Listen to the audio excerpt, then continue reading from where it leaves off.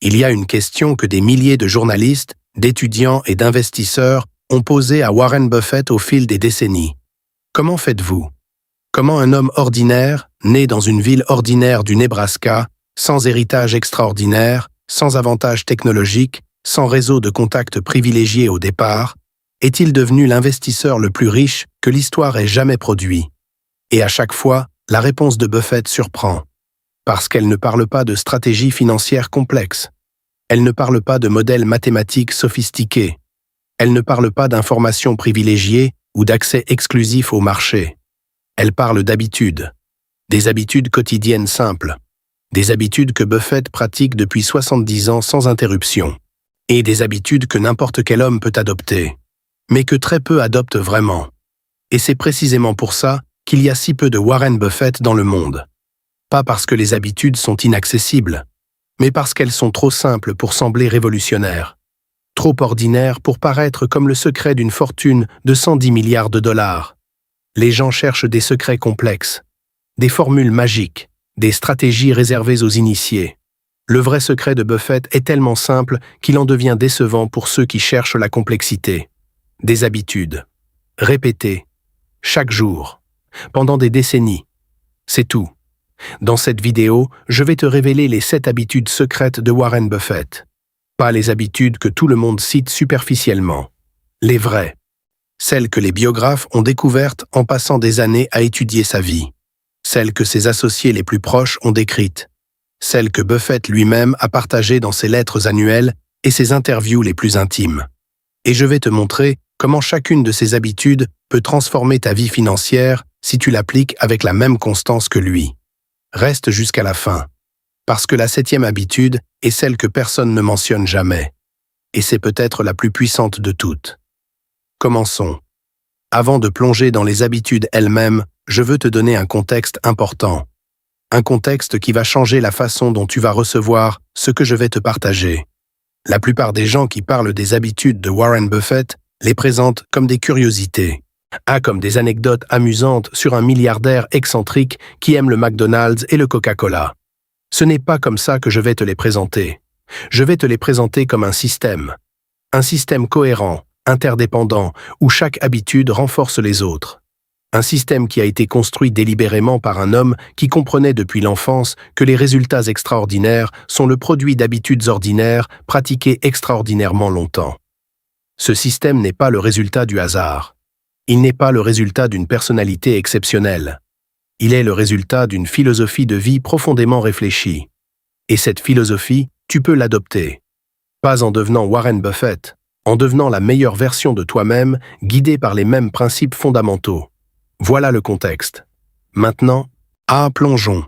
Habitude numéro 1. Lire 5 à 6 heures par jour. Si tu ne devais retenir qu'une seule habitude de Warren Buffett, ce serait celle-là. C'est la fondation de tout le reste. C'est l'habitude qui explique plus que tout autre sa réussite extraordinaire. Buffett lit entre 5 et 6 heures chaque jour. Pas 5 à 6 heures par semaine. Par jour. Des journaux financiers. Le Wall Street Journal. Le Financial Times. Le New York Times. Des rapports annuels d'entreprise, des centaines par an. Des livres sur l'histoire, la psychologie, la biographie, l'économie. Des magazines. Des études sectorielles. Il estime qu'il a lu plus de 1000 rapports annuels dans sa carrière, qu'il a lu plusieurs centaines de livres sur les entreprises et l'investissement, que son cerveau est une bibliothèque vivante de décennies de connaissances accumulées. Quand on lui demande le secret de son intelligence, Buffett pointe souvent vers une pile de papier sur son bureau et dit « C'est comme ça. Je lis tout ce que je peux trouver. Mais voici ce que peu de gens comprennent vraiment sur cette habitude. Ce n'est pas la quantité de lecture qui fait la différence. C'est la qualité de la pensée qui suit la lecture. Buffett ne lit pas pour être informé. Il lit pour comprendre. Pour former des connexions entre des idées apparemment non liées. Pour construire ce qu'il appelle un réseau de cadres mentaux. Un ensemble de modèles de pensée qu'il peut appliquer à n'importe quelle situation. Il dit « Chaque livre que je lis ajoute une brique à un édifice que je construis depuis 70 ans. Chaque brique seule semble insignifiante, mais l'édifice est extraordinaire. » Son associé Charlie Munger, qui partage cette habitude, l'appelle une machine à apprendre. Munger dit que Buffett est la personne qui apprend le plus vite qu'il ait jamais connue. Pas parce qu'il est le plus intelligent en termes de QI, mais parce qu'il consacre plus de temps et d'énergie à l'apprentissage que quiconque. Et cette accumulation de connaissances crée un avantage compétitif qui grossit avec le temps. Exactement comme les intérêts composés. La connaissance aussi se compose. Chaque nouvelle information s'appuie sur les précédentes. Chaque nouvelle connexion enrichit toutes les connexions existantes. Et après des décennies, la différence entre quelqu'un qui lit régulièrement et quelqu'un qui ne lit pas est astronomique. Buffett dit « Je suis une meilleure personne maintenant qu'il y a 10 ans. Et dans 10 ans, je serai meilleur qu'aujourd'hui. Parce que je ne cesse jamais d'apprendre. Comment appliquer cette habitude dans ta vie? Commence par 30 minutes par jour. Juste 30 minutes de lecture sérieuse, non pas de réseaux sociaux ou d'articles de divertissement, mais de livres ou d'articles substantiels sur la finance, l'investissement, l'économie ou le développement des compétences. 30 minutes par jour représentent 180 heures par an, ce qui équivaut à lire entre 20 et 25 livres sérieux chaque année. En 5 ans, tu auras lu 100 à 125 livres. En 10 ans, 200 à 250. Cette accumulation de connaissances changera ta façon de penser. Elle changera ta façon de prendre des décisions. Elle changera ta trajectoire financière et professionnelle. Et tout ça avec 30 minutes par jour. Habitude numéro 2.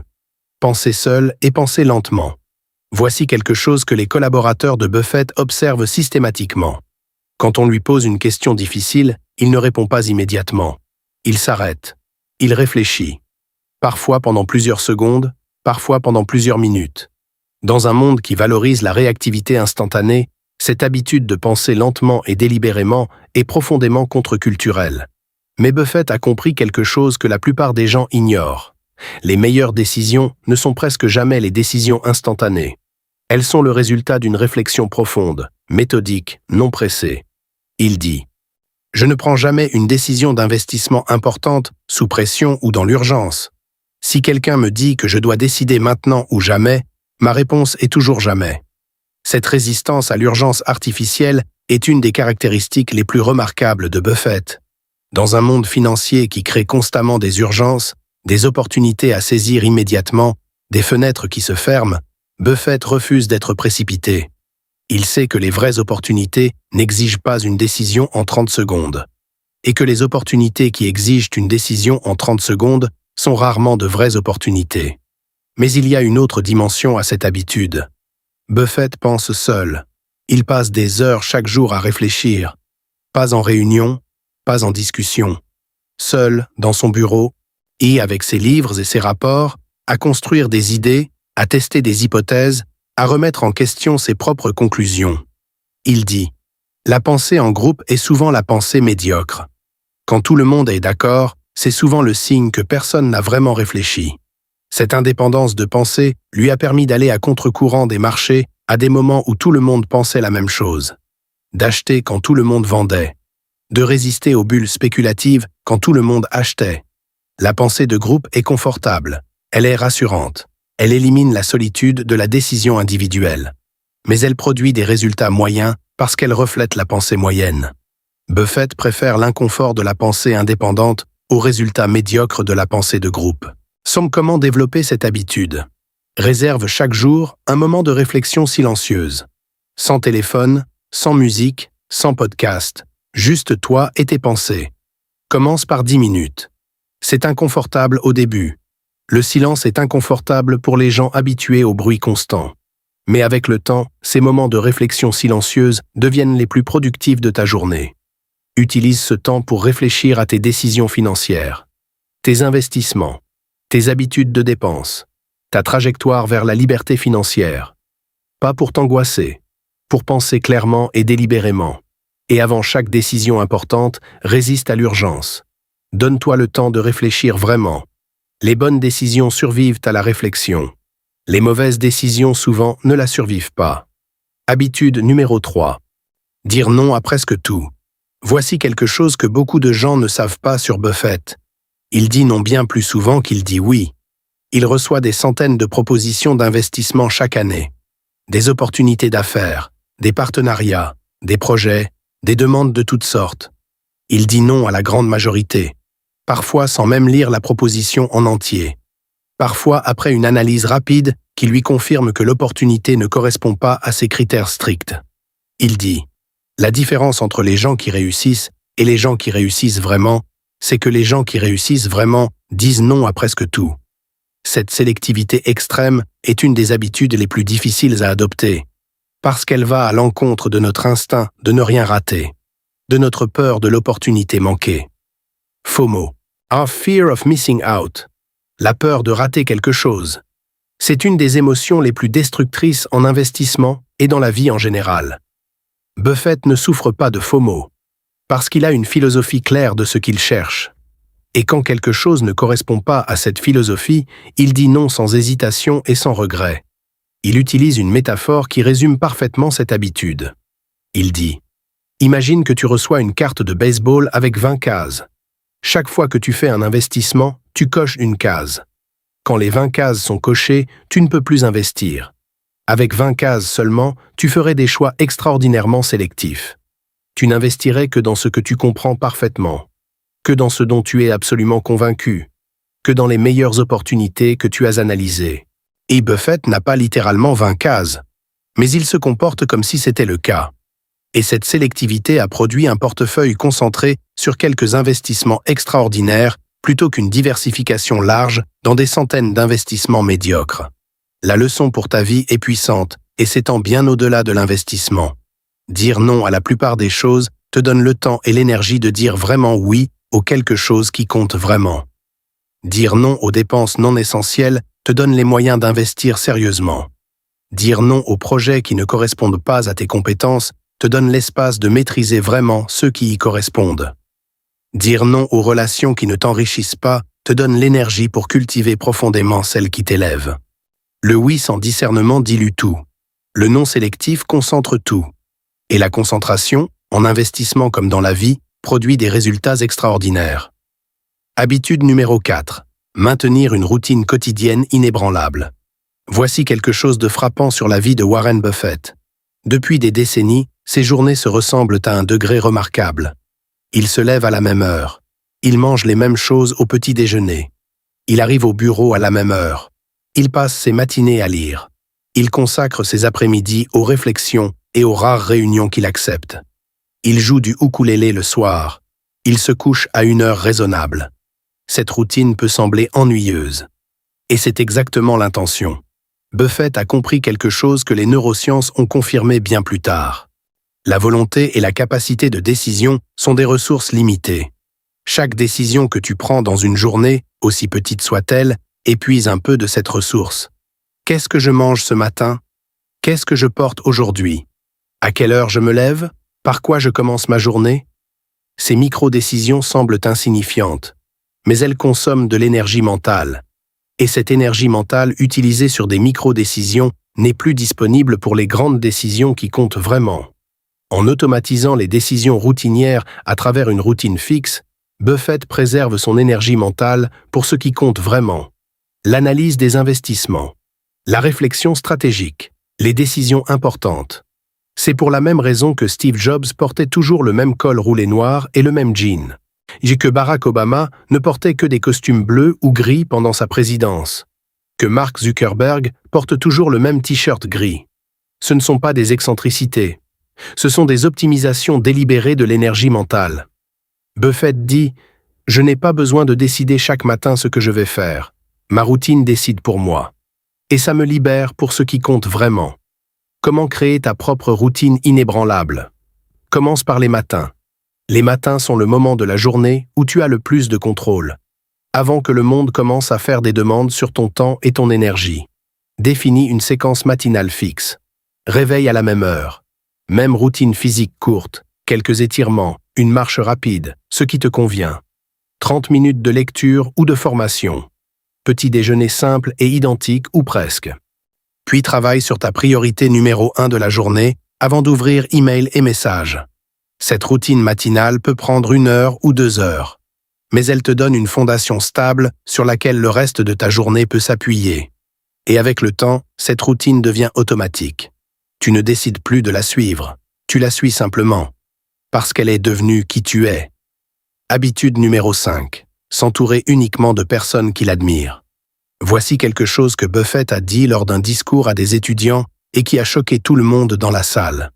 Il a dit « Je refuse de travailler avec des gens que je n'admire pas, même si l'opportunité financière est extraordinaire, même si les chiffres sont parfaits. Si la personne ne me plaît pas, si je ne l'admire pas, si je n'ai pas envie de lui ressembler, je refuse. » Et cette déclaration peut sembler arrogante ou naïve. Dans le monde des affaires, on travaille souvent avec des gens qu'on n'apprécie pas parce que c'est nécessaire, parce que c'est profitable, parce qu'on n'a pas le choix. Buffett dit qu'il a toujours eu le choix, et qu'il a toujours choisi les gens au-dessus des chiffres. Son associé de longue date, Charlie Munger, est l'exemple parfait. Buffett et Munger ont des personnalités très différentes. Munger est plus abrasif, plus direct, plus cynique. Buffett est plus doux, plus patient, plus optimiste. Mais ils partagent les mêmes valeurs fondamentales. L'intégrité absolue, la passion pour l'apprentissage, l'amour de l'investissement, le respect mutuel profond. Buffett dit que travailler avec Munger pendant 50 ans a été l'un des plus grands privilèges de sa vie. Non pas parce que Munger lui a apporté des rendements financiers, même si c'est vrai, mais parce que travailler avec quelqu'un qu'on admire profondément élève. Ça pousse à être meilleur, ça inspire, ça nourrit. Et à l'inverse, travailler avec des gens qu'on n'admire pas draine. Ça corrompt, ça tire vers le bas. Buffett a une règle simple pour évaluer les dirigeants des entreprises dans lesquelles il investit. Si je devais lui confier la gestion de mes propres finances pendant 20 ans, est-ce que je dormirais paisiblement? Si la réponse est non, il n'investit pas. Cette règle dit tout sur l'importance qu'il accorde au caractère des personnes avec lesquelles il s'associe. Comment appliquer cette habitude dans ta vie? Fais un audit honnête de ton entourage. Les 5 personnes avec lesquelles tu passes le plus de temps. Est-ce que tu les admires? Est-ce qu'elles t'élèvent? Est-ce que leurs valeurs correspondent aux tiennes? Est-ce que tu voudras leur ressembler dans 10 ans? Ce n'est pas un appel à rejeter les gens imparfaits. Tout le monde est imparfait. C'est un appel à être intentionnel sur qui tu laisses occuper une place centrale dans ta vie.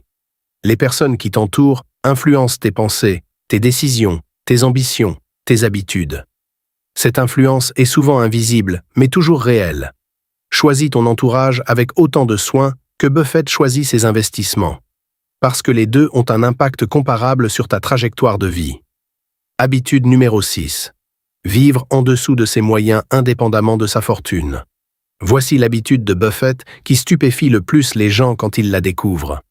Warren Buffett est l'un des hommes les plus riches du monde, et il vit dans la même maison depuis 1958. Il conduit lui-même sa voiture, une voiture modeste pour un milliardaire. Il mange des hamburgers McDonald's. Il boit du Coca-Cola ordinaire. Il ne possède pas de yacht. Il ne possède pas d'avion privé depuis des décennies, même si Berkshire Hathaway possède une compagnie d'aviation privée dont il est le premier client. Il ne possède pas de propriétés de luxe dispersées dans le monde. Sa vie quotidienne ressemble plus à celle d'un retraité confortable d'Omaha qu'à celle d'un centimilliardaire. Et ce n'est pas de la façade. Ce n'est pas de la modestie affichée pour les caméras. C'est authentiquement qui il est. Buffett dit que son bonheur ne vient pas de ce qu'il possède. Il vient de ce qu'il fait. Il vient de la passion de l'investissement, de la joie de l'apprentissage, du plaisir des relations avec des gens qu'il admire. Il dit « Je pourrais avoir 10 maisons. Je n'en serais pas plus heureux. Je pourrais avoir 5 yachts. Ça ne changerait rien à ma vie quotidienne.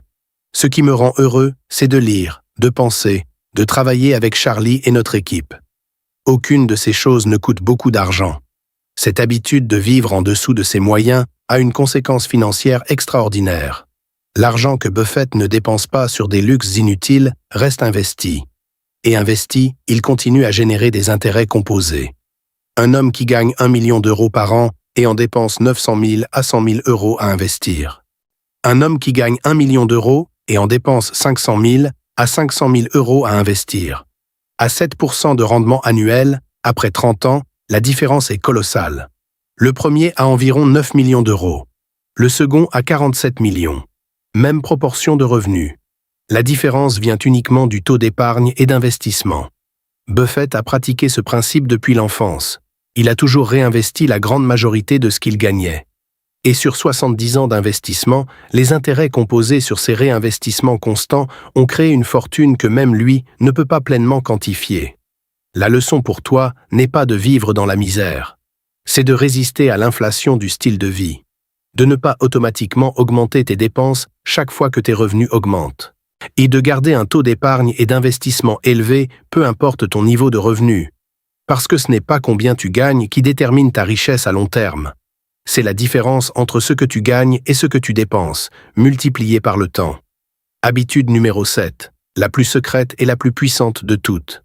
Je t'avais promis que la 7e habitude serait celle que personne ne mentionne jamais. Et je tiens cette promesse. Cette habitude, Buffett ne la nomme pas directement. Il ne lui donne pas de titre. Il n'en parle pas dans ses interviews de la même façon dont il parle de la lecture ou de l'investissement. Mais elle transparaît dans chaque aspect de sa vie. Dans ses décisions, dans ses relations, dans sa façon de gérer les erreurs, dans sa façon d'aborder les succès. Je l'appelle l'habitude de la gratitude active. Voici ce que j'entends par là. Buffett a dit plusieurs fois, dans des contextes différents, une phrase qui revient comme un leitmotiv. Il dit « J'ai gagné la loterie des ovaires ». Cette phrase étrange fait référence au fait qu'il est né en Amérique, en 1930, dans une famille de la classe moyenne, avec un père qui s'intéressait à la finance, avec un cerveau naturellement adapté à l'analyse quantitative, dans une période historique extraordinairement propice à la création de richesses à travers les marchés financiers. Il reconnaît que beaucoup de ce qu'il est vient de circonstances qu'il n'a pas choisies. Sa nationalité, son époque, sa famille, ses aptitudes naturelles. Et cette reconnaissance profonde de la chance dans son succès crée chez lui quelque chose de rare chez les gens très riches et très puissants. L'humilité réelle. Pas l'humilité affichée pour paraître sympathique. L'humilité authentique d'un homme qui sait que ses résultats ne sont pas entièrement son mérite. Et cette humilité a des conséquences pratiques extraordinaires sur sa façon de prendre des décisions. Un homme humble reste ouvert à l'erreur. Il n'est pas aveuglé par son ego au point de ne pas voir quand il a tort. Il peut changer d'avis sans se sentir humilié. Il peut reconnaître ses erreurs sans se sentir diminué. Un homme orgueilleux, convaincu que ses succès viennent uniquement de son génie, reste accroché à ses erreurs. Il ne peut pas admettre qu'il s'est trompé parce que ça remettrait en question l'image qu'il a de lui-même.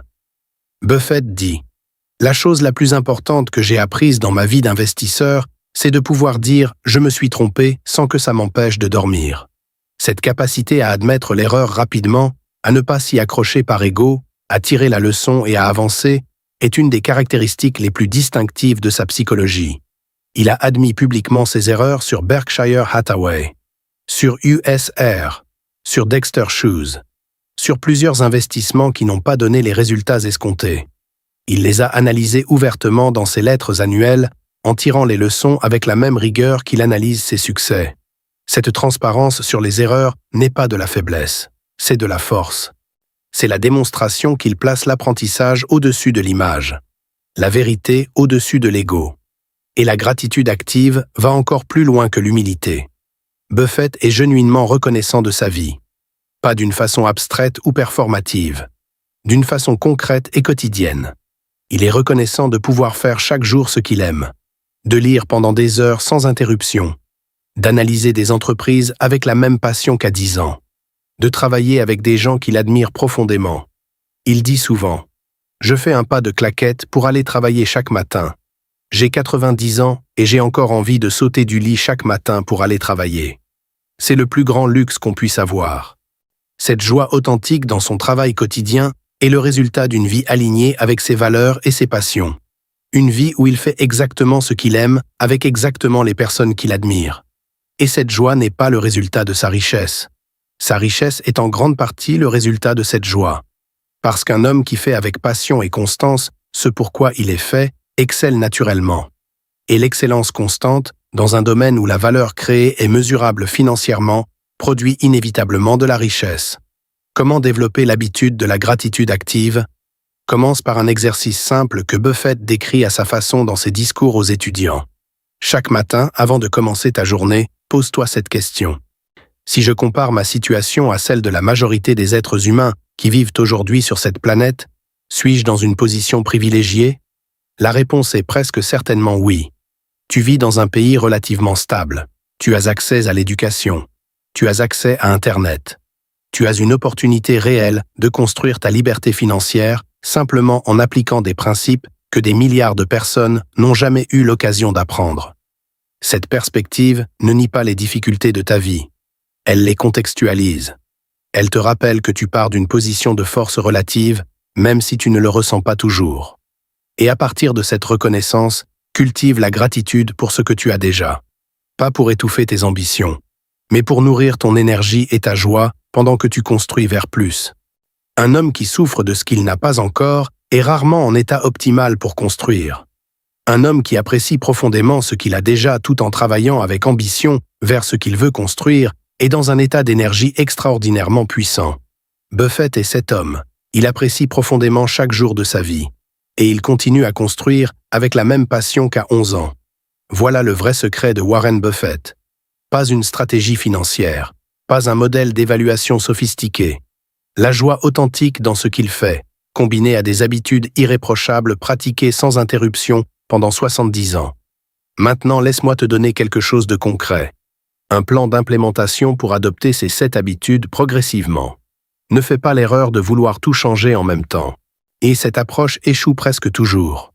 Trop de changements simultanés surchargent la volonté et mènent à l'abandon. Voici comment procéder intelligemment. Semaine 1 et 2. Concentre-toi uniquement sur l'habitude numéro 1. La lecture. Commence par 20 minutes par jour. Un livre sur la finance personnelle ou l'investissement. Pas de réseaux sociaux pendant ce temps. Pas de notifications. Juste toi et le livre. Semaine 3 et 4. Ajoute l'habitude numéro 4. La routine matinale. Définis une séquence de 30 minutes chaque matin. Réveil à heure fixe. Quelques minutes de mouvement physique. Tes 20 minutes de lecture. Puis une priorité clairement définie pour la matinée. Mois 2. Travaille sur l'habitude numéro 2. La pensée lente et indépendante. Ajoute 10 minutes de réflexion silencieuse à ta routine matinale. Et commence à pratiquer la résistance à l'urgence artificielle dans tes décisions. Mois 3. Aborde l'habitude numéro 3. Le non sélectif. Identifie une catégorie de dépenses que tu peux éliminer sans impacter réellement ta qualité de vie. Une catégorie d'activités chronophages qui ne t'apporte rien de valable. Commence à dire non à ces choses systématiquement. Mois 4. Travaille sur l'habitude numéro 6. Vivre en dessous de tes moyens. Calcule ton taux d'épargne actuel. Fixe-toi un objectif d'augmentation de 5 points de pourcentage. Et identifie concrètement comment y arriver sans sacrifice insoutenable. Mois 5. Adresse l'habitude numéro 5. L'entourage. Fais ton audit honnête. Identifie une communauté ou un groupe lié à tes intérêts financiers que tu pourrais rejoindre pour enrichir ton entourage avec des personnes partageant tes ambitions. Mois 6 et au-delà. Cultive l'habitude numéro 7. La gratitude active. Intègre une pratique quotidienne de reconnaissance de tes points de force et de tes opportunités. Pas pour te rendre complaisant. Pour nourrir ton énergie et ta joie pendant la construction. Ce plan sur 6 mois est ambitieux. Certains mois seront plus difficiles que d'autres. Certaines habitudes prendront plus de temps à s'installer. C'est normal. C'est le processus. Buffett n'a pas développé ses habitudes en 6 mois. Il les a développées sur des décennies. Mais il a commencé quelque part. Et ce quelque part, c'était une décision. Un engagement envers lui-même. La même décision que tu peux prendre maintenant. Je veux finir avec quelque chose que Buffett a dit lors d'une interview rare où on lui a demandé ce qu'il dirait à son jeune moi de 20 ans s'il pouvait voyager dans le temps. Il a répondu sans hésitation. Je lui dirais de commencer à construire ses habitudes maintenant. Pas demain. Pas quand les conditions seront meilleures. Maintenant. Parce que les habitudes que tu construis à 20 ans définissent qui tu seras à 40, à 60, à 80. Puis il a ajouté quelque chose de magnifique. Il a dit « Je lui dirai aussi de ne pas se précipiter, que la vie est longue si tu vis bien, que les résultats extraordinaires viennent à ceux qui font les choses ordinaires de manière extraordinairement constante, que le secret n'est pas dans la vitesse mais dans la constance. Sans la constance. Ce mot revient encore et encore dans la vie et la philosophie de Buffett. La constance dans les habitudes. La constance dans les principes. La constance dans les valeurs. La constance dans l'amour du travail bien fait. Cette constance sur 70 ans a produit 110 milliards de dollars. Et un homme qui, à plus de 90 ans, fait encore un pas de claquette pour aller travailler chaque matin. Les deux ensemble. La richesse et la joie. C'est ça le vrai succès selon Buffett. Et c'est ça que ces 7 habitudes peuvent construire pour toi. Pas en 70 ans nécessairement, mais sur le long terme qui est devant toi. Si cette vidéo a résonné en toi, si tu as reconnu dans les habitudes de Buffett quelque chose que tu veux construire pour toi-même, laisse un commentaire avec l'habitude que tu vas commencer à pratiquer cette semaine. Une seule. Commence par une seule, et construis à partir de là. Abonne-toi à Buffett's Oracle pour ne manquer aucune des prochaines vidéos. Chaque semaine, nous plongeons dans la sagesse de l'oracle d'Omaha pour en extraire ce qui est applicable à ta vie financière aujourd'hui. Parce que la sagesse de Buffett ne mérite pas de rester dans des livres en anglais accessibles à quelques initiés. Elle mérite d'être partagée. En français. Avec tous ceux qui veulent construire leur liberté. C'est notre mission sur cette chaîne. Et tu en fais maintenant partie. À très bientôt. Mais avant que tu partes, je veux aller encore plus loin. Parce que les 7 habitudes que je viens de te partager sont la structure. Maintenant, je veux te donner la chair. Les histoires concrètes. Les moments précis dans la vie de Buffett où ces habitudes ont fait la différence entre l'échec et le succès extraordinaire. Parce que comprendre une habitude intellectuellement, c'est une chose. La voir à l'œuvre dans des situations réelles, c'est ce qui crée la conviction profonde nécessaire pour l'adopter vraiment. Commençons par une histoire que peu de gens connaissent sur Warren Buffett et qui illustre parfaitement la puissance de l'habitude de lecture. Nous sommes en 1988. Warren Buffett a 58 ans. Il est déjà très riche, mais loin d'être la légende qu'il est aujourd'hui. Depuis des mois, il lit tout ce qu'il peut trouver sur une entreprise particulière. Des rapports annuels qui remontent à plusieurs décennies, des analyses sectorielles, des études de marché, des biographies de ses dirigeants. L'entreprise s'appelle Coca-Cola, et voici ce que Buffett dit qu'il a découvert à travers cette lecture intensive. Coca-Cola n'est pas une entreprise de boissons, c'est une entreprise de bonheur. Elle vend non pas un liquide sucré, mais une émotion. Une association mentale entre le Coca-Cola et les moments de plaisir, de convivialité, de célébration. Cette association est construite par des décennies de marketing exceptionnel. Et elle est quasi indestructible. Parce qu'elle est ancrée dans l'inconscient collectif de milliards de personnes à travers le monde. Aucun concurrent ne peut la copier. Aucun algorithme ne peut la remplacer. Aucune disruption technologique ne peut la faire disparaître du jour au lendemain. C'est un fossé concurrentiel parmi les plus larges qui existent dans le monde des affaires. Et Buffett a vu ça non pas en visitant des usines d'embouteillage ou en rencontrant des dirigeants, mais en lisant. En lisant des rapports annuels. En lisant l'histoire de la marque. En lisant des études sur le comportement des consommateurs. Il a investi 1,3 milliard de dollars en Coca-Cola en 1988. À l'époque, c'était le plus grand investissement de l'histoire de Berkshire Hathaway. Aujourd'hui, cet investissement vaut plus de 25 milliards de dollars. Et il génère chaque année des centaines de millions de dollars de dividendes. 25 milliards à partir d'1,3 milliard. En 35 ans. Le produit de l'habitude de lecture. Maintenant, je veux te raconter une histoire qui illustre l'habitude numéro 2. Penser seul et penser lentement. Nous sommes en 1999. La bulle Internet est à son apogée. Le Nasdaq monte de 30, 40, 50% par an. Des entreprises sans revenus, sans profit, parfois sans produits réels, sont valorisées à des milliards de dollars. Tout le monde investit dans les dot-com. Les chauffeurs de taxi donnent des conseils sur les actions technologiques. Les professeurs d'université quittent leur poste pour faire du trading. Les magazines financiers publient des articles sur la nouvelle économie où les règles traditionnelles d'évaluation ne s'appliquent plus. Et Buffett dit non. Il dit qu'il ne comprend pas ces entreprises, qu'il ne peut pas évaluer leur valeur intrinsèque, qu'elles ne correspondent pas à ses critères, qu'il ne sait pas si elles feront des profits dans 10 ans. Les journaux financiers le ridiculisent. Le Wall Street Journal publie un article intitulé « Pourquoi Warren Buffett a tort ?» Forbes suggère qu'il est trop vieux pour comprendre la nouvelle économie. Des analystes affirment que son modèle d'investissement est obsolète. Buffett reste assis dans son bureau à Omaha. Il lit, il pense, il ignore le bruit. En 2000, la bulle éclate. Le Nasdaq perd 80% de sa valeur en 2 ans. Des billions de dollars de richesses fictives s'évaporent. Des millions d'investisseurs perdent tout ou presque. Buffett n'a presque rien perdu. Parce qu'il n'avait presque rien investi dans ces entreprises qu'il ne comprenait pas. Et pendant que les autres se remettèrent de leurs pertes, lui continuait à investir sereinement dans ces entreprises solides et prévisibles. Ce n'est pas de la chance, ce n'est pas du génie. C'est l'habitude de penser seul, lentement, en ignorant le bruit environnant. Voici maintenant une histoire sur l'habitude numéro 3. Dire non à presque tout. En 2008, lors de la grande crise financière, Buffett a été approché par des dizaines d'entreprises en difficulté qui cherchaient des liquidités. Des banques, des compagnies d'assurance, des entreprises industrielles. Beaucoup offraient des conditions extraordinairement favorables. Des taux d'intérêt élevés. Des options sur actions à des prix attractifs. Des garanties solides. Buffett a dit non à la grande majorité. Il a choisi avec une sélectivité extrême.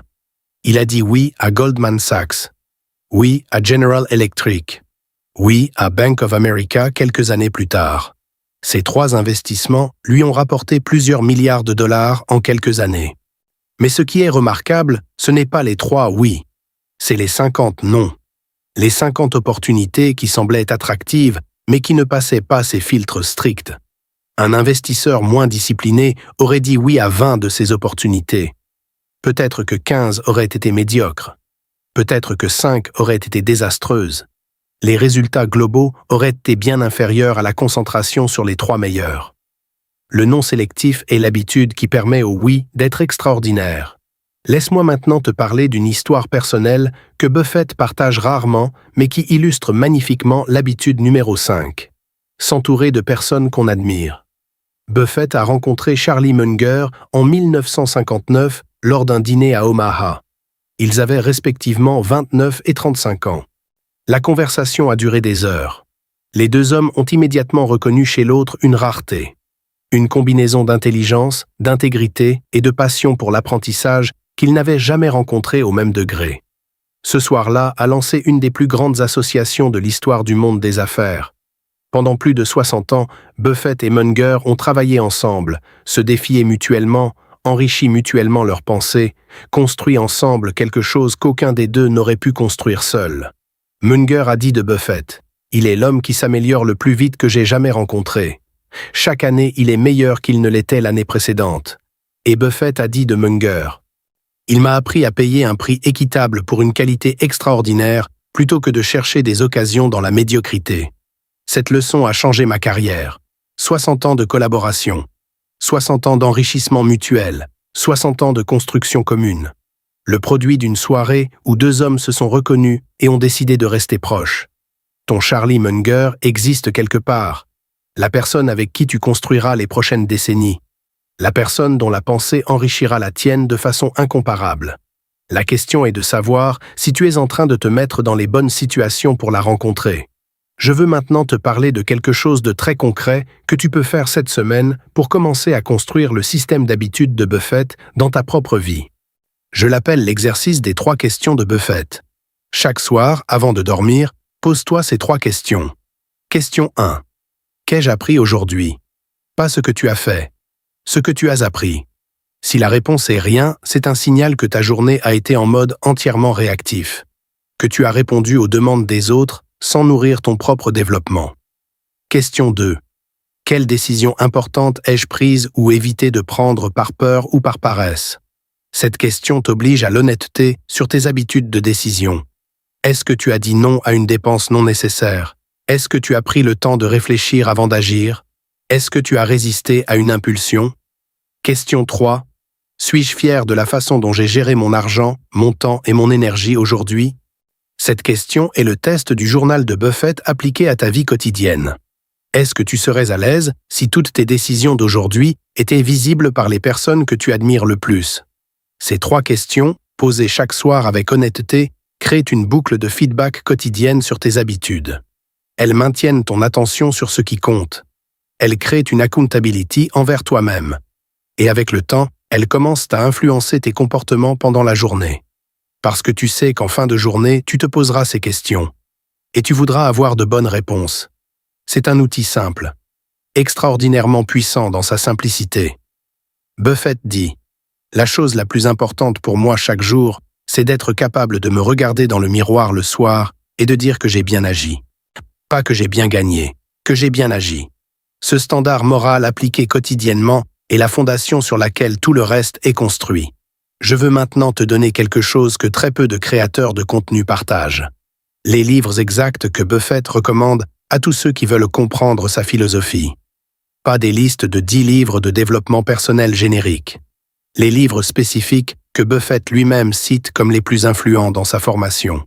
Le premier est L'investisseur intelligent de Benjamin Graham. Buffett dit que ce livre, qu'il a lu à 19 ans, a changé sa vie. Il l'a relu plusieurs fois depuis. Il l'appelle le meilleur livre sur l'investissement jamais écrit. Les concepts de valeur intrinsèque, de marge de sécurité et de Monsieur Market viennent de ce livre. Le deuxième est Security Analysis, également de Benjamin Graham et David Dodd. Un livre plus technique que L'investisseur intelligent. Buffett dit qu'il l'a lu plusieurs fois et qu'il continue à y trouver des insights à chaque relecture. Le troisième est Common Stocks and Uncommon Profits de Philip Fisher. Ce livre a complété l'approche de Graham chez Buffett. Là où Graham se concentrait sur la valeur quantitative, Fisher se concentrait sur la qualité qualitative des entreprises. La combinaison des deux approches a créé la philosophie d'investissement unique de Buffett. Le quatrième est The Intelligent Investor.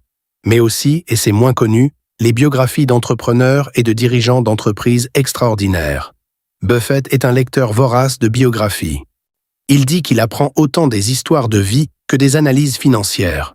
Les décisions que prennent les grands dirigeants face à des situations difficiles lui enseignent plus sur la psychologie et le caractère que n'importe quel manuel théorique. Le cinquième, et c'est le plus surprenant, est Poor Charlie's Almanac, le recueil des discours et réflexions de Charlie Munger. Buffett dit que si tu ne peux lire qu'un seul livre sur la pensée rationnelle et la prise de décision, c'est celui-là. Ces 5 livres sont la bibliothèque de base que tout investisseur sérieux devrait lire. Pas rapidement, lentement, avec réflexion, avec un carnet à côté pour noter les idées qui résonnent. Avant de conclure, je veux te dire quelque chose d'important sur le voyage que tu entreprends. Adopter les habitudes de Buffett est un projet de longue haleine. Il n'y a pas de résultats spectaculaires après 1 mois. Pas même après 6 mois. Les résultats significatifs viennent après des années. Et c'est précisément pour ça que très peu de gens les adoptent vraiment. Parce que nous vivons dans un monde qui récompense l'instant. Les likes immédiats. La gratification instantanée. Les résultats rapides. Et ces habitudes demandent quelque chose de contre-culturel. De la patience. De la constance. De la vision à long terme dans un monde à court terme. Mais voici ce que personne ne te dit sur le voyage lui-même. Indépendamment des résultats à long terme, le voyage est agréable. Lire des livres fascinants chaque matin. Penser clairement sur des sujets qui comptent. Dire non avec assurance à ce qui ne t'enrichit pas. Y construire une routine qui te donne un sentiment de maîtrise et de direction. S'entourer de personnes inspirantes. Vivre de façon alignée avec tes valeurs. Ces habitudes améliorent ta qualité de vie immédiatement. Pas seulement dans 20 ans. Maintenant. C'est le paradoxe magnifique des bonnes habitudes. Elles sont à la fois un investissement à long terme et une amélioration immédiate de la qualité de vie quotidienne. Buffett est heureux depuis 70 ans. Pas parce qu'il était déjà riche, mais parce que ses habitudes lui donnaient chaque jour de la joie, du sens et un sentiment de progression.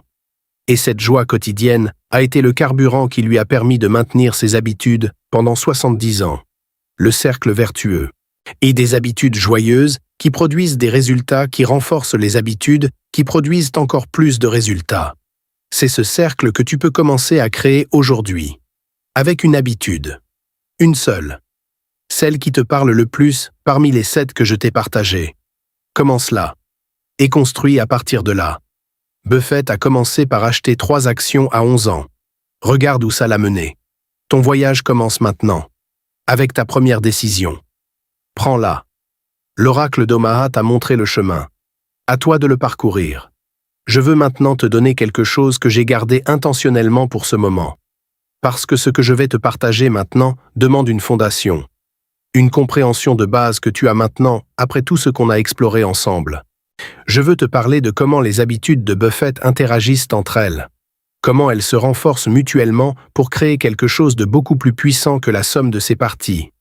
Parce que beaucoup de gens font l'erreur de voir ces habitudes comme des éléments séparés, comme s'ils pouvaient choisir d'adopter la lecture sans la pensée lente, ou vivre en dessous de ses moyens sans la sélectivité du non.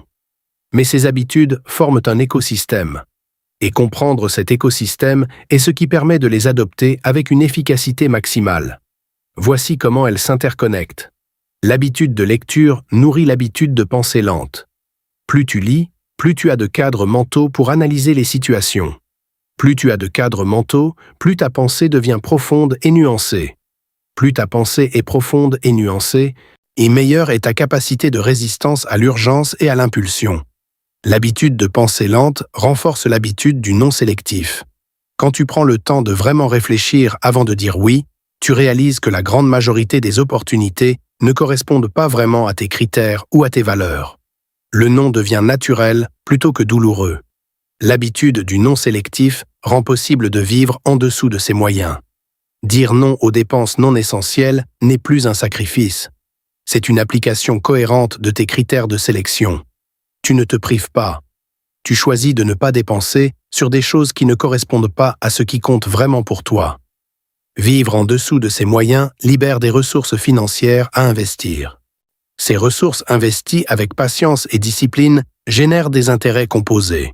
Ces intérêts composés créent progressivement une liberté qui rend la routine et l'entourage encore plus importants. L'entourage d'hommes admirables renforce toutes les autres habitudes. Parce que tu es entouré de personnes qui lisent, qui pensent lentement, qui disent non intelligemment, qui vivent en dessous de leurs moyens, leur comportement normalise les tiens. Leur excellence élève la tienne. Et la gratitude active, la 7e habitude, est le ciment qui tient tout ensemble. Elle crée la joie dans le processus. Elle élimine le ressentiment face aux sacrifices apparents. Elle maintient l'énergie et la motivation sur le long terme. Sans gratitude active, les autres habitudes peuvent devenir des fardeaux. Il y a des disciplines austères pratiquées sans plaisir. Et les disciplines pratiquées sans plaisir finissent par être abandonnées. Avec gratitude active, chaque habitude devient une expression de qui tu es et de ce que tu aimes. Et les expressions authentiques de soi ne s'abandonnent pas. C'est pour ça que Buffett pratique ses habitudes depuis 70 ans sans jamais sembler s'y forcer. Parce qu'elles sont devenues qui il est, pas ce qu'il fait. Cette distinction est fondamentale. Les habitudes qu'on pratique et les habitudes qu'on est. Tant que tu pratiques tes habitudes, elles demandent de la volonté, de l'effort, de la discipline. Mais quand tu deviens tes habitudes, quand elles sont intégrées dans ton identité profonde, elles ne demandent plus d'effort. Elles sont naturelles, automatiques, joyeuses. Le processus pour passer de pratiquer ses habitudes à être ses habitudes prend du temps, des mois, des années. Mais il y a un moment précis où quelque chose bascule, où tu te rends compte que tu n'as plus besoin de te forcer, que c'est devenu naturel. Buffett décrit ce moment pour la lecture. Il dit qu'à un moment dans sa jeunesse, lire est devenu aussi naturel que respirer. Il ne pouvait plus imaginer une journée sans lire plusieurs heures. L'idée même de ne pas lire était inconfortable. Ce basculement peut arriver plus tôt que tu ne le crois. Mais il demande de franchir d'abord la période de friction. La période où les habitudes sont encore nouvelles, où elles demandent encore de la volonté, où la tentation de revenir aux anciennes façons de faire est forte. Cette période de friction est critique. Et c'est là que la plupart des gens abandonnent, parce qu'ils s'attendaient à ce que ça devienne facile rapidement. Et quand ça ne l'est pas, ils concluent que ce n'est pas fait pour eux. Mais la friction n'est pas le signe que tu fais mal. C'est le signe que tu es dans la phase de transformation, la phase où les nouvelles habitudes se câblent dans ton cerveau, où les nouvelles connexions neuronales se créent. Traverse la friction. Reste constant pendant cette période difficile. Et de l'autre côté, tu trouveras la fluidité. La fluidité que Buffett a dans ses habitudes depuis des décennies. La fluidité qui rend son succès extraordinaire sembler facile de l'extérieur, alors qu'il est le résultat de décennies d'efforts que personne ne voit plus. Je veux te donner maintenant quelque chose de très pratique.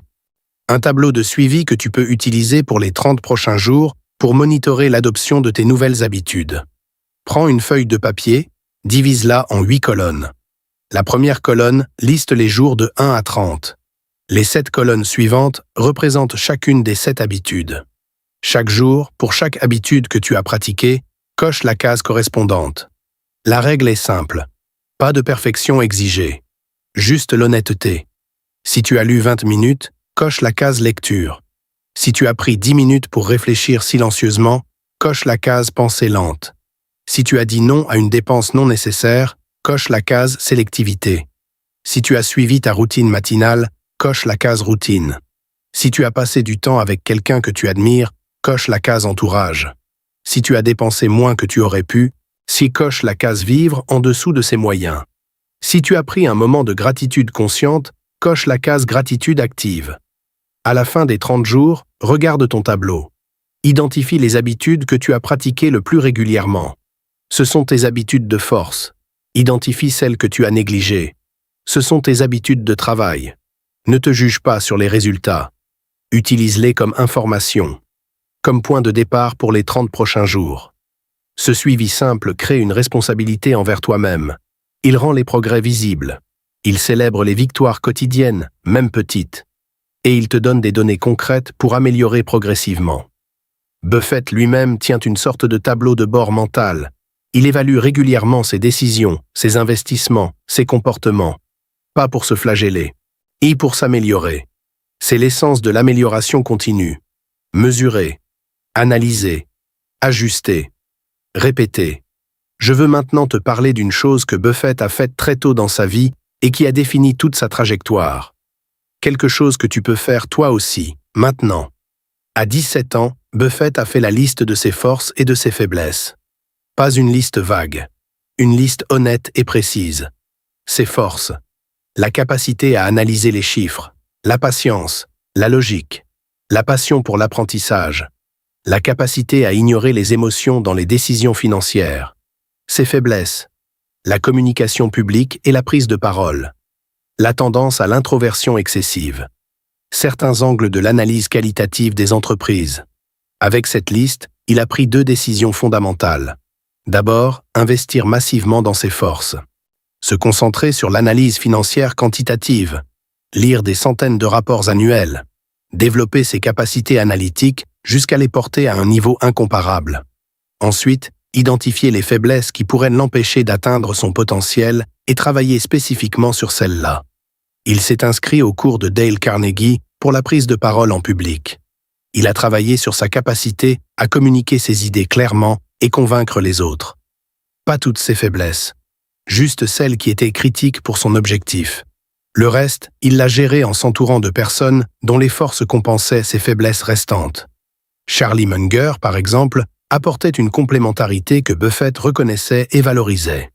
Cette stratégie de maximisation des forces combinée à la gestion sélective des faiblesses critiques est extraordinairement efficace. La plupart des systèmes éducatifs et professionnels font l'inverse. Ils se concentrent sur les faiblesses, sur ce qui ne va pas, sur ce qui doit être corrigé. Buffett a compris que dans un monde spécialisé, l'excellence dans ses points forts crée infiniment plus de valeur que l'amélioration de la médiocrité dans ses points faibles. Fais cet exercice cette semaine.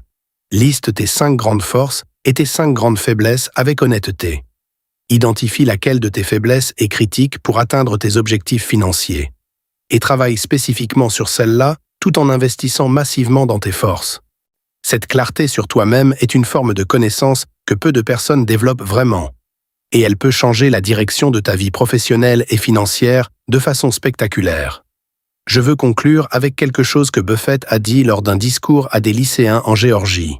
Un discours moins célèbre que ses interviews habituelles, mais qui contient peut-être sa pensée la plus profonde sur ce qui crée vraiment le succès.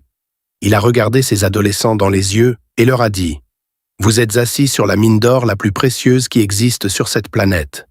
Et cette mine d'or, c'est votre cerveau, votre capacité d'apprendre, votre capacité d'évoluer, votre capacité de devenir chaque année une version légèrement meilleure de vous-même.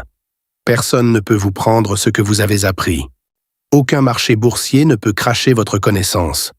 Aucune crise économique ne peut dévaluer vos compétences. Aucun employeur ne peut vous licencier de votre propre cerveau. Investissez dans cette mine d'or chaque jour, avec la même constance et la même rigueur que vous investiriez dans n'importe quel autre actif. Parce que le rendement de cet investissement dépasse tout ce que les marchés financiers peuvent vous offrir. Ces mots, adressés à des adolescents, s'appliquent avec la même force à toi aujourd'hui. Tu es assis sur la mine d'or la plus précieuse qui existe. Ton cerveau, ta capacité d'apprendre, ta capacité de devenir meilleur chaque jour. Les habitudes de Buffett ne sont que des outils pour exploiter cette mine d'or plus efficacement, pour en extraire tout le potentiel qu'elle contient. Et ce potentiel, il est immense. Bien plus immense que tu ne le crois peut-être en ce moment. Buffett dit souvent, « La limite n'est pas l'intelligence. La limite est la disposition à apprendre et à continuer d'apprendre quand les résultats immédiats ne sont pas au rendez-vous. Es-tu disposé à apprendre même quand les résultats ne sont pas immédiats? Es-tu disposé à pratiquer tes habitudes même quand c'est inconfortable?